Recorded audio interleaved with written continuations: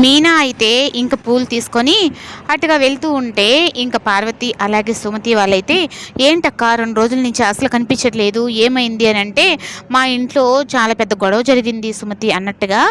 తనైతే మాట్లాడుతుంది. ఇంకా అలా మాటలలో కలుపుతూ ఉంటే ఇంకా రోహిణి అయితే మా మామయ్య గారి డబ్బులు అప్పుడు మనోజ్ తీసుకెళ్ళిపోయి తర్వాత తన లవర్కి ఇచ్చేసిన తర్వాత ఆ అమ్మాయి ఆ డబ్బులు ఇచ్చేసిందంట. అవి తీసుకొని రోహిణి వాళ్ళ నానిచ్చినట్టుగా మళ్ళీ ఆ డబ్బుల్ని వ్యాపారం మీద పెట్టుకొని చేసుకుంటున్నాడు అని చెప్పని ఇంకా పార్వతి వాళ్ళతో చెప్తూ ఉంటే ఇంకా శివ అయితే అక్క ఆ రోహిణి అక్క గురించి నీకు తెలీదు, నేను ఎన్నోసార్లు గుణ అన్న దగ్గర 1,00,000 2 లక్షలు అట్ట వడ్డీలకు తీసుకుంటూ ఉంటుంది తను అని అనేటప్పటికి ఏంట్రా నువ్వు చెప్పేది అంటే అవునక్క నిజమే, గుణ కాడ నేను ఎన్నోసార్లు చూశాను 1,00,000 2 లక్షలు అట్లా తీసుకొని మళ్ళీ వచ్చి రిటర్న్ చేస్తూ ఉంటుంది అని చెప్పని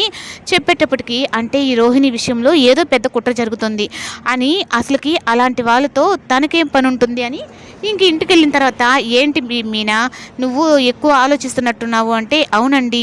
ఆ రోహిణి గురించి ఒక్కొక్కటిగా తెలుస్తూ ఉంటే ఇంకా తన దగ్గర తను ఇంకా ఏ నిజాలు దాచిపెట్టుందా అని భయం వేస్తుంది అని ఇంకా మీనా అయితే అంటుంది. అప్పుడు ఇంక బాలు కూడా అయితే ఇంకా బాలుతో అసలు విషయం ఇంకా అలా చెప్పిన తర్వాత బాలుతో అయితే ఇంకా శివ కూడా ఇలా చెప్పాడు, చాలాసార్లు చూశాను అని చెప్పి అన్నాడు అంటే వామ్మో అసలు రోహిణి గురించి ఏంది నాకు అసలు ఏం అర్థం కావట్లేదు, మా మనోజ్ గాడే ఒక విధంగా అనుకుంటే వాడిని మించినట్టుగా ఉంది ఈ రోహిణి గురించి, అసలు మొత్తం నిజాలు ఆ రోహిణి వెనక అసలు నిజం ఏమిటా అని చెప్పి అన్నది తెలుసుకోవాలి. నాకు ఒకటి కూడా అర్థం కావట్లేదు మీనా, చింటూ విషయంలో ప్రతిసారి మనం ఒకటి అనుకుంటే అది ఇంకోలా జరుగుతుంది, ఎందుకంటే చింటూకి రోహిణికి కూడా ఏదో రిలేషన్ ఉంది అన్నట్టుగా నాకు అనిపిస్తుంది అంటే అవునండి నేను చాలాసార్లు చూశాను, ఆమె మనతో ఒక విధంగా మాట్లాడుతుంది, నేను చాలాసార్లు కూడా గమనించాను, ఎందుకంటే చింటూ కూడా ఇక్కడికి వచ్చినప్పుడు వాడి మొహం కానీ ఆ పెద్దవాడి మొహం కానీ రోహిణి విషయంలో నాకు పూర్తిగా ఒక విధంగా అనుమానం అయితే ఉంది, కానీ రోహిణి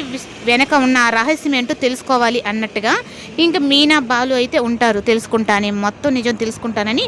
బాలు కూడా అయితే అంటాడు.